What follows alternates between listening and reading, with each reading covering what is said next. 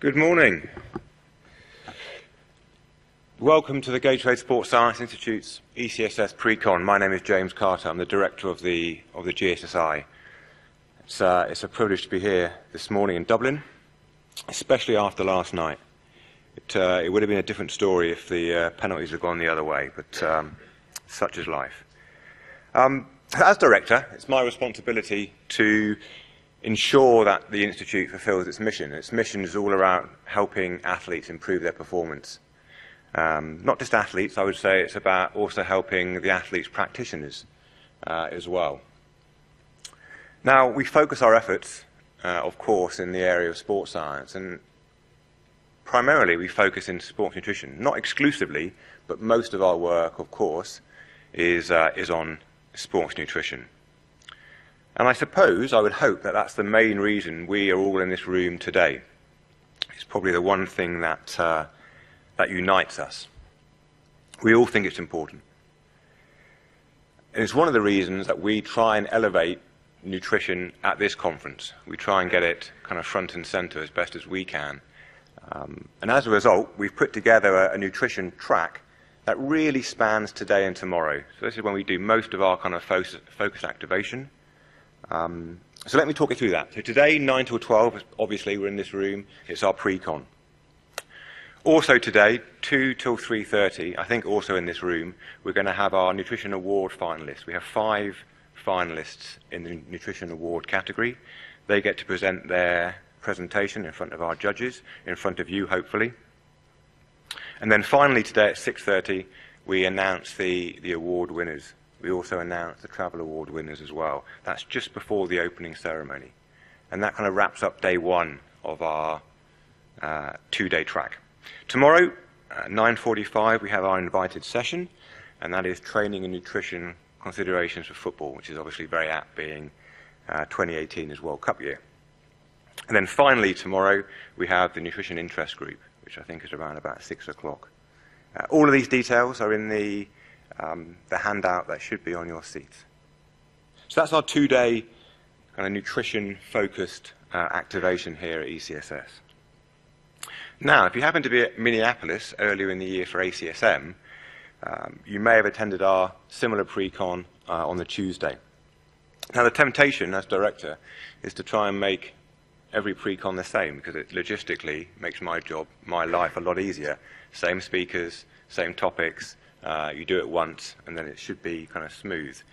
But I think that temptation would be, if I succumb to it, I think it would be lazy.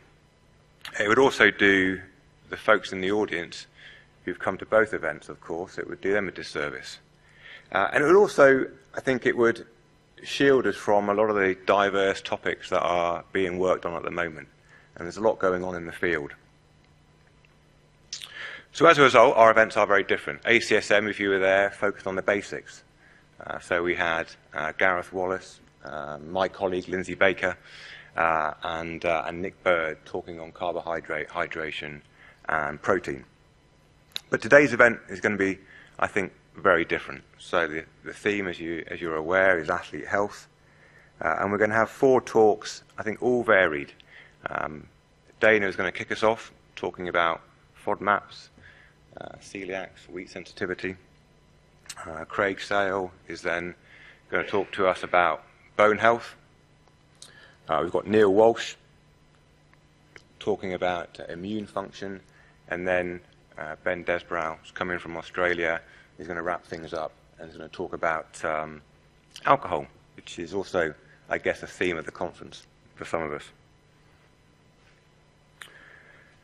So now I'm going to switch from my brief opening remarks to actually the reason we're here, which is the pre-con, and I'm going to introduce our first speaker. Before I do that, there is a change to the schedule. Those of you who are good with details will see that there's a half-hour slot at the end of the session today for Q&A. We're going to change that. That was a mistake, so that's my fault. I apologize. What we're going to do is we're going to have kind of the traditional approach, and we're going to have the presenter take questions immediately after their talk. I think it just keeps the relevance going, it keeps the interest levels high, and it also allows the speaker to get straight into Q&A straight into hopefully some good discussion. You know, let's be challenging. They've come a long way to deliver presentations today. They've put a lot of work in, a lot of their own work, of course, but also a lot of their work to actually do the slides. Let's really try and get some good Q&A going, which is one of the main reasons why we have conferences like these. So we'll do that after each talk. That will mean that some of the talks obviously will drift a little bit, and so their starting point will be a little bit later. But it will also mean that people who are arriving for a specific talk won't miss it. They'll just have to wait a little while before that talk comes up. Okay, so Dana Leese, formerly a performance nutritionist with the Canadian Sport Institute. She has had the honour of working with several of Canada's top athletes, sports scientists, and of course internationally with many professional teams. She's a registered dietitian, and she's a graduate of the renowned IOC Diploma in Sport. More recently, she's focused away from practical work, working with Trent Stellingworth at the University of Tasmania, doing her PhD, and then more recently with Keith Barr at UC Davis, where she's focused now on tendon health. She's going to talk to us today on a variety of topics, focusing on FODMAPs, celiacs, and wheat sensitivity. And Dana is one of the few people that I know, I think, who has one foot firmly planted in research, but one foot also firmly planted in the applied, practical nature. So please welcome Dana to the stage.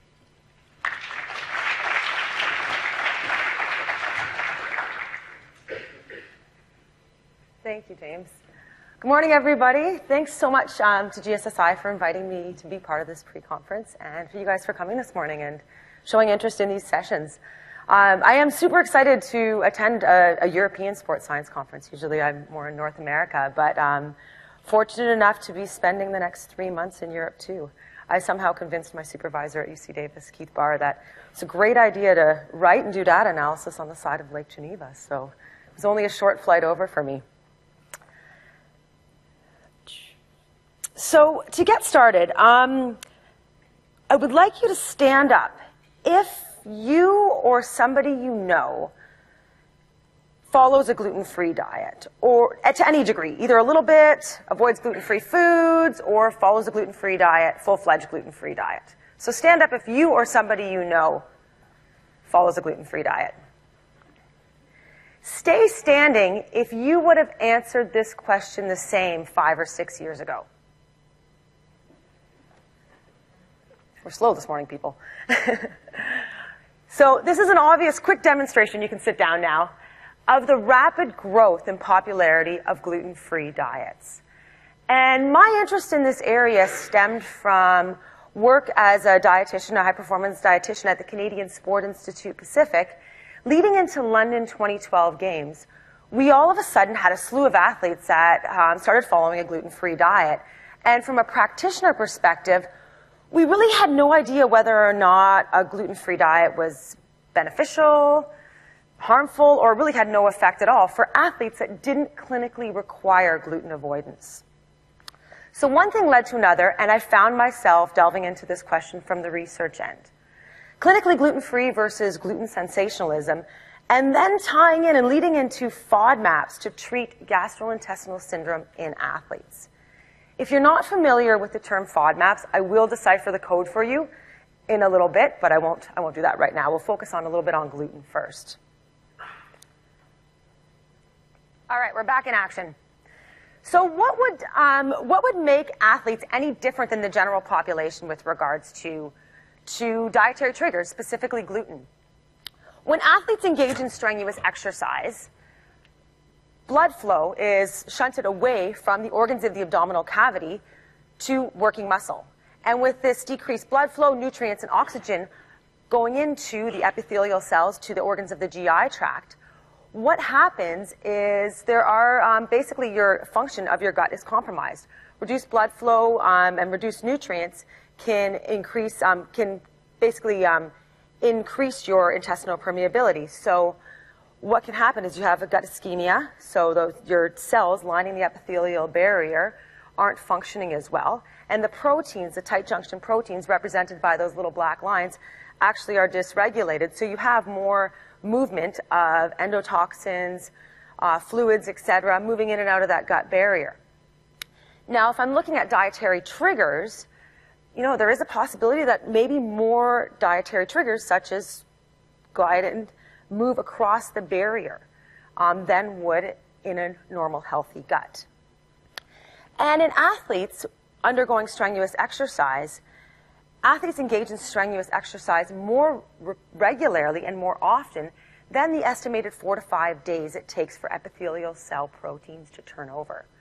So I was curious if athletes were in a perpetual state of various levels of intestinal injury and possibly more susceptible to dietary triggers such as gluten peptides. More theoretical, but a question to start looking at this and why maybe there is something going on with athletes and gluten.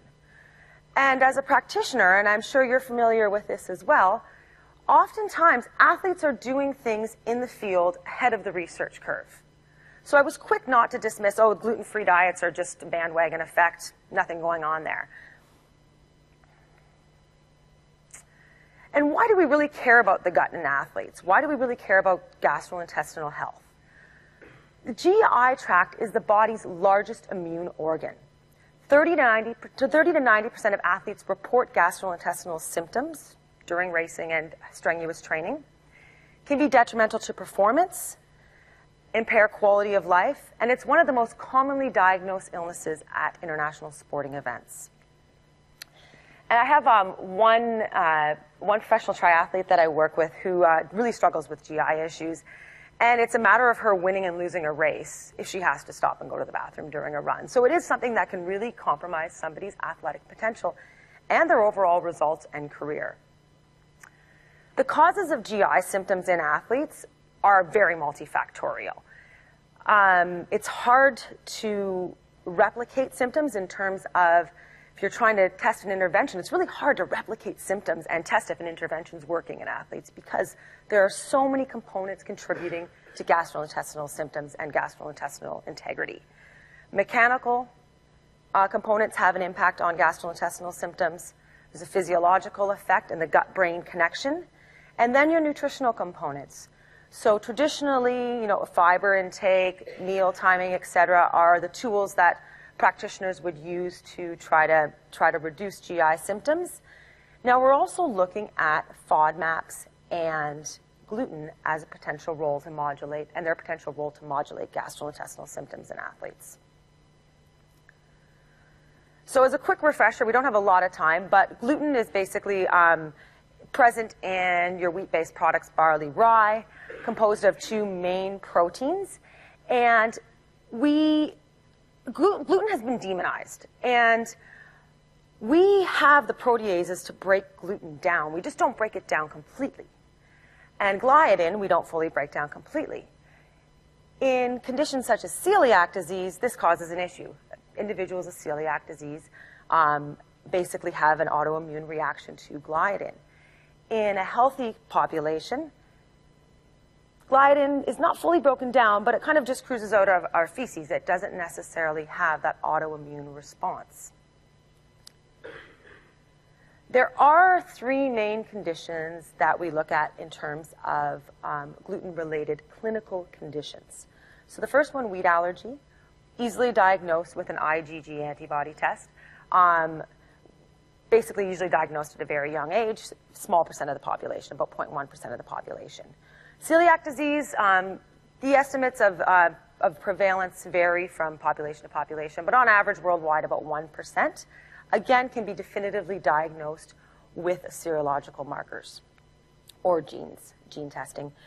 But a condition that's becoming more prevalent as a real condition and more recognized as a real condition is non-celiac gluten sensitivity or non-celiac wheat sensitivity.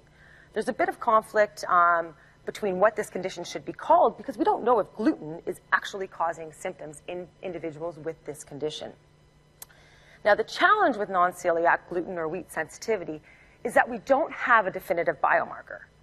It's classified by a range of symptoms, gastrointestinal symptoms such as bloating, diarrhea, abdominal pain, and then extraintestinal symptoms, fatigue, foggy brain, anxiety, cognitive challenges. So the challenge I see with athletes is if I have an athlete that comes to me and says, I feel bloated and kind of tired. I removed gluten and voila, magic belief effect. I feel great now. Those symptoms can be caused by so many other factors. And if an athlete is assuming gluten is a factor and then they go on a diet that they don't necessarily need to be on, there's a risk of the risk associated with unnecessary food restriction, but also a more important or more significant condition could be overlooked. So to even start looking at this question of gluten-free diets in athletes, we needed to understand more about the prevalence rates. Maybe it was just Canadian athletes that were jumping on gluten-free diets. Or was this more of a thing worldwide? So we launched a pretty successful international-based survey in 2013. It seems like a long time ago now. Trying to quantify and understand more about gluten-free diets as they pertain to the athletic population. So in just under 1,000 respondents, we found that 41% of non-celiac athletes adhere to a gluten-free diet at least half of the time. This is fourfold higher than even the highest estimates of the population that clinically requires a gluten-free diet.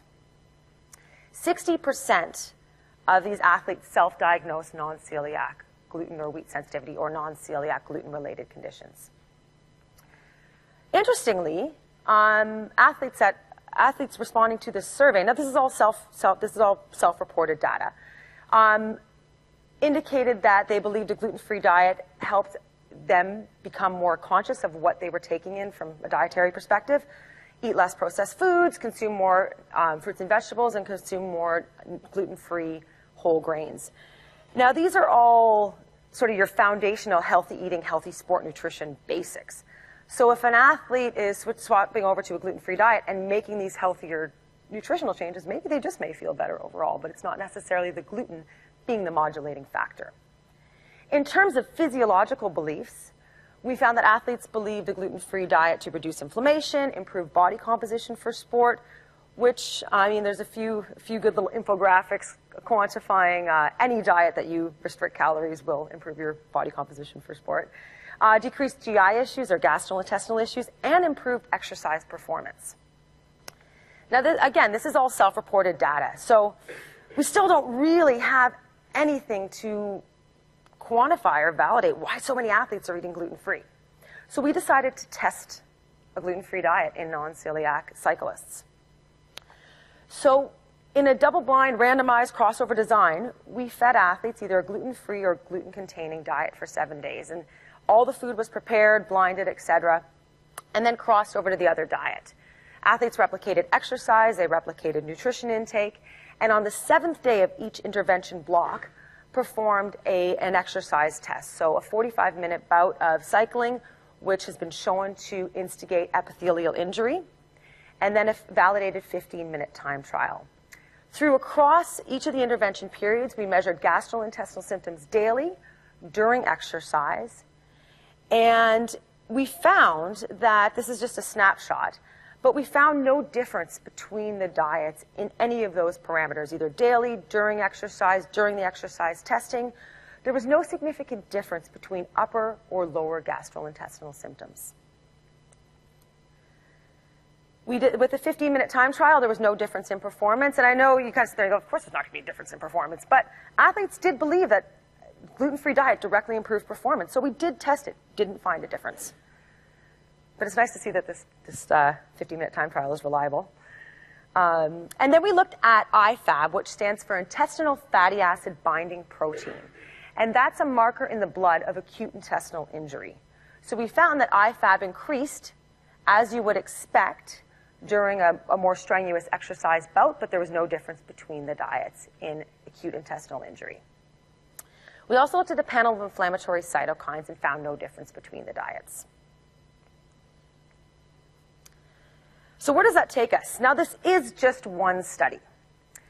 So I've put together, based on what we know right now, I've put together a quick little chart on considerations for practitioners in terms of the potential negative effects and potential positive effects of a gluten-free diet or avoiding gluten for athletes that don't clinically require this diet. I won't go through each dot point with you. This is also in where was that? Where did it get published? It's at the bottom there, I think. It's at the end. It is published online, so if you don't grab a snapshot of it, it is online. So as a practitioner, some of my concerns with athletes adhering to a diet that they don't necessarily need to be on is food availability. Now, I would consider each athlete individually. If I have, a competitive ultra-marathoner who's also a hedge fund investor and has all their meals prepared for them, and they really believed a gluten-free diet was beneficial for them, even though there really was no evidence, I might use it to my advantage. I might use the belief effect to help them. And, in terms of food availability, it's not an issue. If I have an Olympic athlete I'm working with that is traveling all over the world where gluten-free products may not be easily accessible, and it adds more stress, more social stress, more stress on their budget, I might do a little more education around whether or not they require this diet. One thing to also be aware of is athletes using special diets as a way to mask an eating disorder or restrictive eating behaviors. There is a risk of using special diets as a way to mask eating behaviors or a way to use, to restrict. So just be aware that this also could be a red flag, especially if you have an athlete who's vegan, gluten-free, and paleo. There is a risk of decreased FODMAP intake, and again, I will decode that for you. But FODMAPs are also prebiotic fibers, which we know feed our probiotics and improve gut health. In terms of positive, it might be a system for some athletes to improve their overall nutrition habits. In terms of, I've entitled this section Well-Being Performance, there's a couple of rodent-based studies that found after an 8-week gluten-free versus gluten-containing diet, some metabolic parameters were improved in the rodents that did not have gluten in the diet. So oxygen consumption, adiposity, and uncoupling protein 1 all had favorable changes in the gluten-free rodents. Again, rodent data, but something to keep in mind. There is a possibility that with the taking out gluten-based foods, that athletes do have less GI distress. It may not be gluten, and I'll discuss that. And there's, possibility that adiposity or body composition changes are improved for sport with a gluten-free diet. Not necessarily because of the gluten, but having a systematic diet to follow may work for some athletes. And then competitive performance, there is a risk that being on any sort of special diet could risk optimal fueling. And possibly the belief effect, and I think that in some cases, as a practitioner, you can use the belief effect strategically. If there's no risk associated, you can use the belief effect with a special diet. And a belief effect has been shown to improve performance by about 1 to 3%. So there are cases when you might be a little strategic with your use of a special diet, such as a gluten-free diet, with athletes, if there's no risk associated.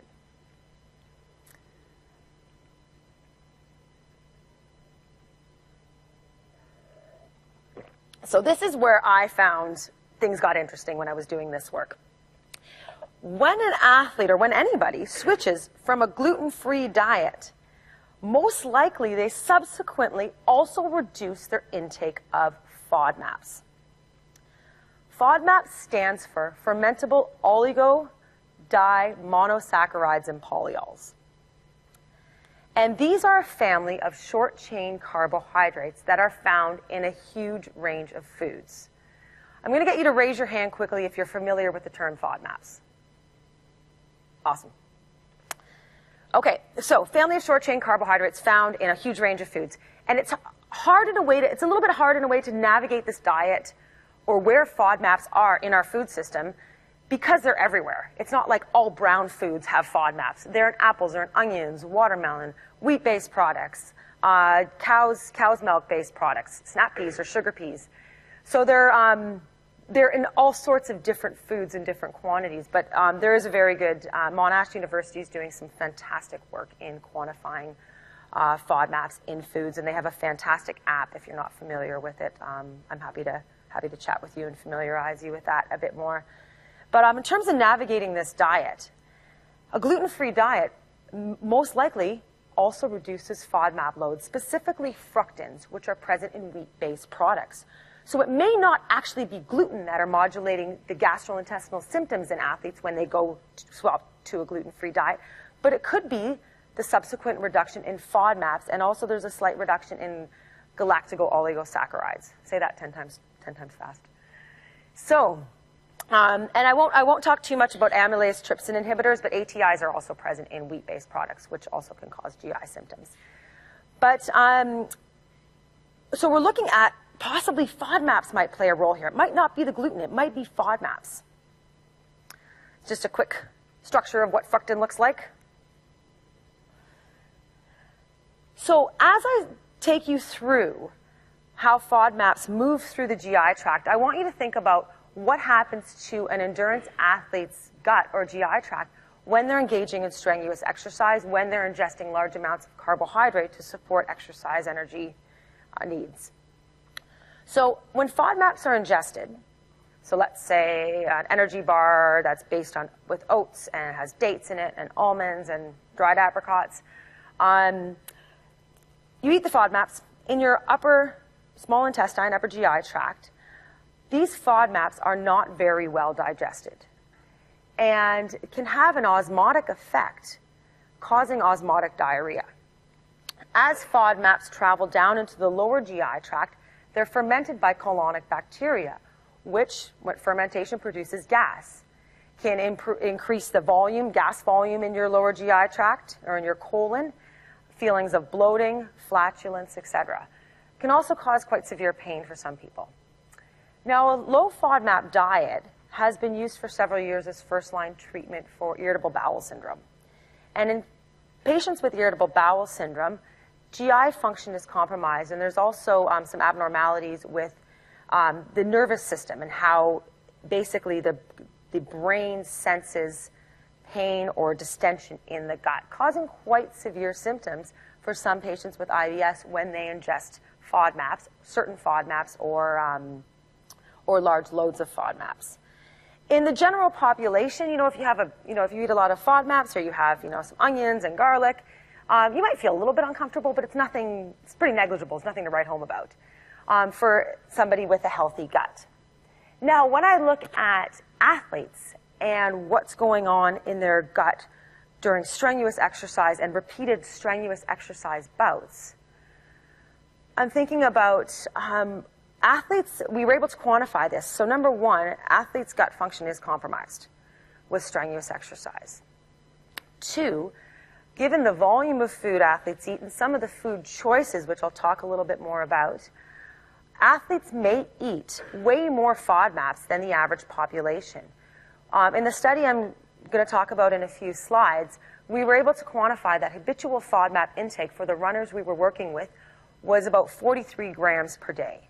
That's double what's used in some clinical studies as a high FODMAP diet for the clinical studies. So athletes might be eating twice as much FODMAPs as what is considered a high FODMAP diet. So just the sheer load and volume of FODMAPs could be possibly contributing to GI symptoms. And third, if you think about the gastrointestinal symptoms in irritable bowel syndrome and exercise-associated GI syndrome, they're very, very similar. So bloating, flatulence, diarrhea, all those wonderful things. The symptoms are almost analogous.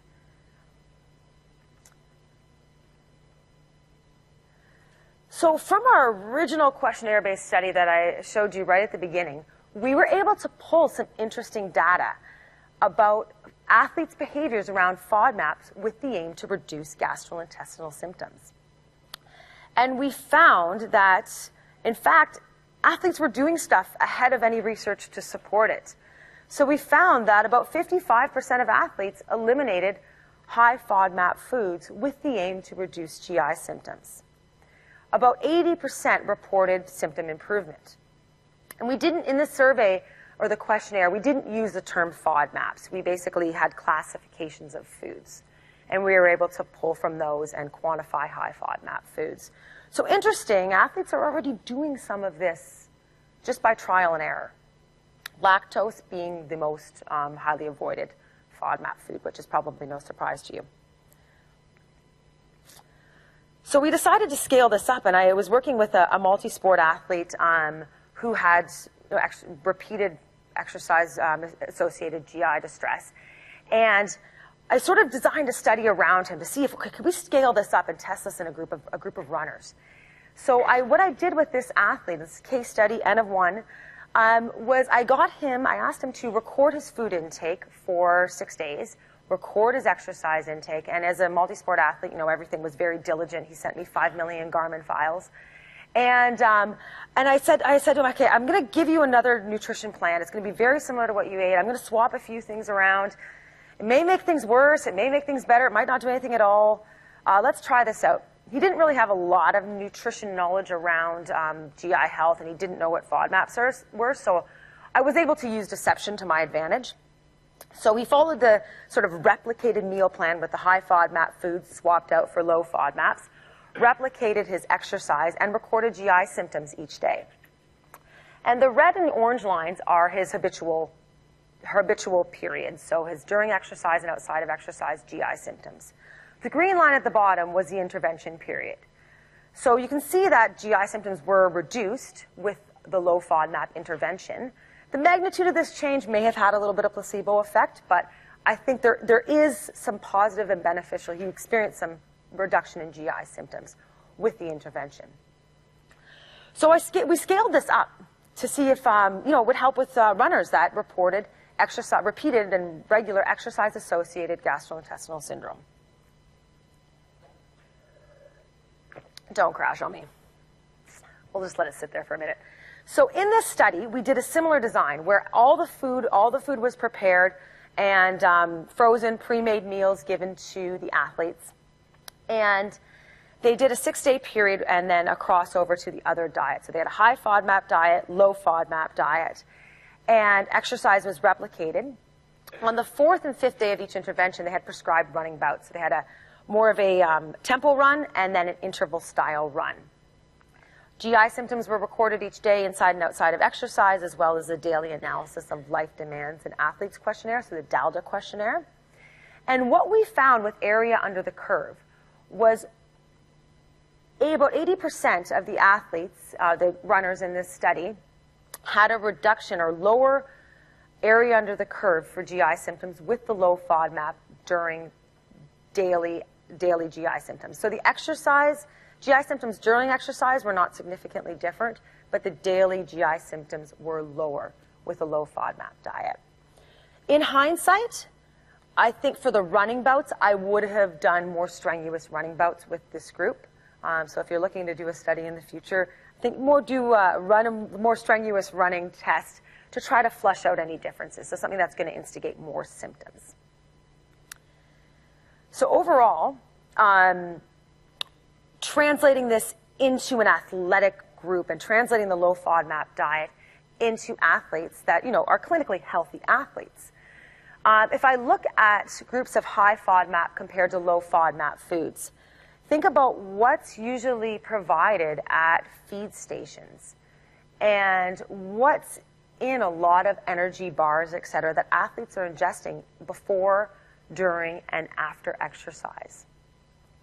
So again, Monash University has done a great job quantifying a bunch of foods for FODMAP content, and they have a great app with a stoplight system to navigate FODMAPs. And I sent them quite a few bars and sports foods to analyze, and these were loaded with FODMAPs. So it's interesting to consider if the foods that athletes are eating, or especially endurance athletes are eating around exercise and around racing, could be augmenting GI symptoms. And I wouldn't say in all athletes, but it is a tool that may be useful if you can swap out some of those foods. If an athlete has, a Cliff Bar, a walnut oatmeal Cliff Bar, and some dates before a race or during a race, those foods, yes, they're providing carbohydrate needed for racing, but you might want to make a decision to use possibly a maple syrup sweetened sport food product rather than something using honey, for example. So I do have a slide here, and we'll see if it can come up. But if you go on Asker's My Sports Science website too, we work together on developing a high FODMAP, low FODMAP swap out for specific categories of low versus high FODMAP foods. And also looking at lactose intake as well. So a lot of athletes may use high lactose foods such as milk to either recover or as a pre-exercise fuel. could also be contributing to gastrointestinal symptoms. Some interesting data is coming out of Monash University. They're quite tight-lipped with their work, but they are running some more FODMAP studies right now in endurance athletes. Interesting to consider if you're really looking to optimize glycogen repletion after exercise, that possibly absorption of some of those FODMAPs might be compromised after exercise. We don't, nothing's published yet, but considering the strategic use of a FODMAP diet. Now, if I was translating this again into using this diet for athletes, I would not put athletes on a strict low FODMAP diet. You have GI symptoms, let's go on a strict low FODMAP diet and solve them all.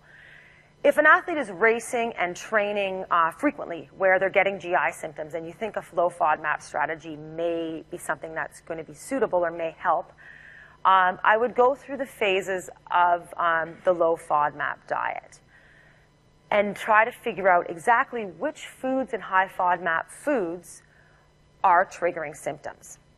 If I had an athlete who's maybe just racing a couple times a year, maybe they're doing half Iron and Ironman, and they have a few running sessions where they're probably going to get GI symptoms, I would use a strict low FODMAP diet about 1 to 3 days before the race and those specific sessions. And I think using the low FODMAP diet in acute periods like that in a strict manner wouldn't have any associated risk with possibly compromising gut microbiota or energy or nutrient intake. But if it was something that was going to be used more regularly, I would definitely take the athlete through the whole low FODMAP process and the low FODMAP diet stages to exactly pinpoint which foods are the culprits.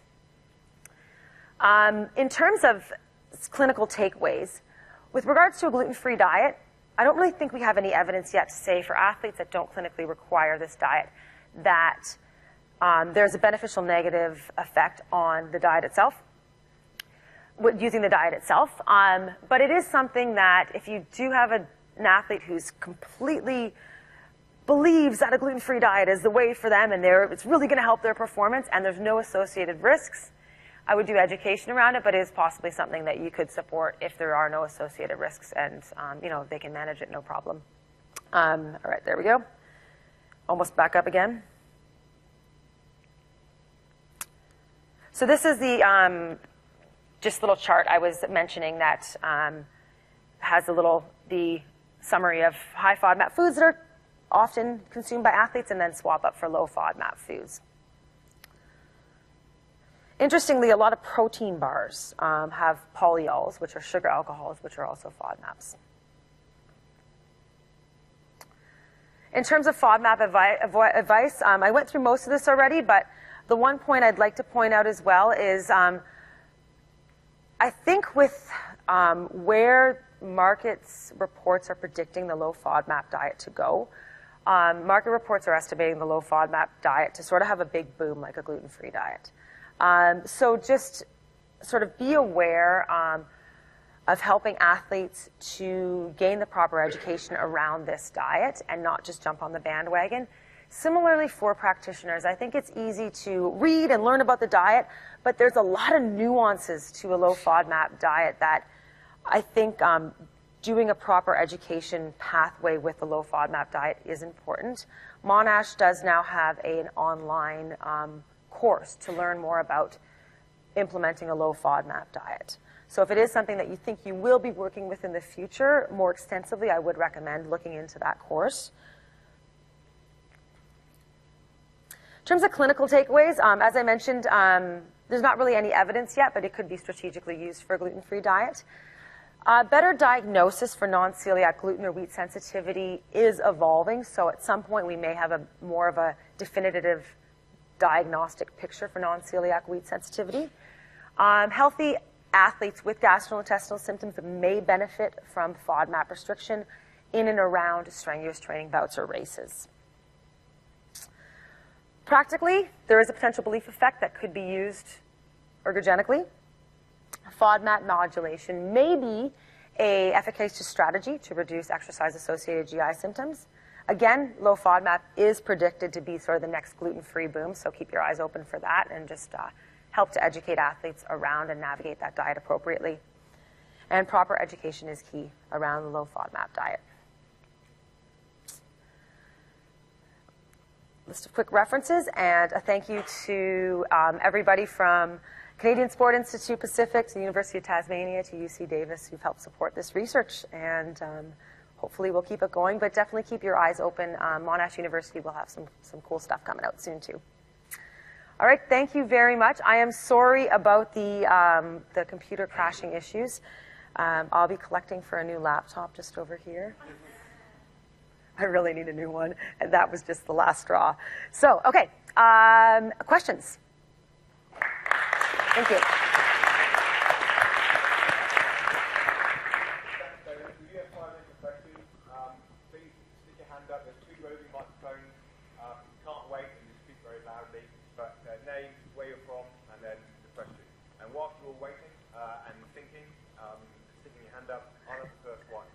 I know it's early days in terms of FODMAPs. You alluded to it could be the type or it could be the volume. Mm-hmm. What's your kind of your thinking at the moment? Is it one or the other? Yeah. Or really that, is it just too personalized? So the question was, with FODMAPs, and is it more the volume of FODMAPs or the type of FODMAPs that could be increasing GI symptoms or triggering GI symptoms? I think it's both, and I think it's definitely very individualized. I would say if I had to fly off the cuff, I would say onions and garlic tend to be a culprit in a lot of people. It's not something you're usually eating during racing, I hope. But I would definitely first look at the volume of lactose that an athlete is eating. Sometimes that is enough to trigger symptoms, and it could just be the volume of lactose. And then I would look at the volume and then also the types of FODMAPs that they're eating. So definitely both and very individualized.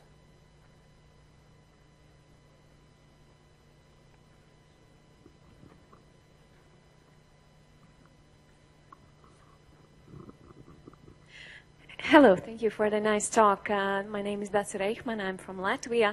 I wanted to ask a little bit speculative question. I'm sorry for the rumors. But what would you think of the gluten relation with the pesticides, especially used a lot in the USA?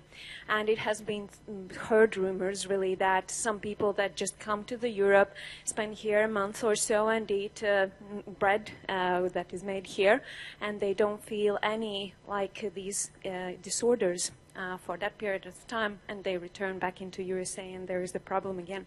Yeah. Could you tell something about this? Yes, fantastic question. And I've definitely had similar experiences with athletes coming over to Europe to train and race, and being able to eat the bread in Europe with no GI symptoms, but they go back to North America, specifically the US, and have GI symptoms. And there is rumors and evidence around sort of different pesticide use. It also has to do with wheat breeding as well. And I mentioned quickly ATIs, but some wheat brands are bred with basically higher levels of amylase trypsin inhibitors. And what these do is they basically protect the wheat from invasive species, et cetera. So you put more in to make it a more robust wheat.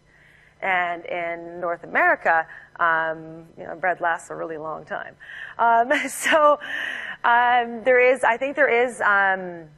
There is some truth to the rumors you've alluded to in regards to both the wheat genetics and pesticide and growing conditions around wheat-based grains in terms of GI symptoms.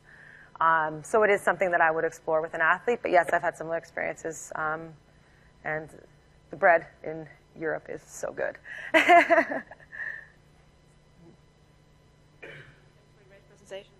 Kristen Janvik from Han and Maastricht University in the Netherlands. I was curious, you also measured intestinal injury with the IFABs for your gluten study. Did you look at any correlations or do you see that the gastrointestinal complaints are related to the injury that the athletes have in their blood? Did we correlate degree of injury to gastrointestinal? Not with this study, no, we didn't. We didn't see any difference. We just saw a similar trend with IFAB as we would expect. The changes in IFAB levels were similar to other studies that used the same protocol, so that's as far as we went. We didn't look at severity of GI symptoms with individual changes in IFAB levels. I think with looking at GI symptom questionnaire scores and something like a biomarker like IFAB, I think there's a lot of in a way, it's hard to standardize a GI symptom score across a group because everyone sort of has their different level of what a 3 means to them. And we do our best to try to standardize that with descriptions around what each Likert number means. But I do think there's challenges around using that system. But no, for that study, we didn't. If we found a difference, we probably would have. Okay,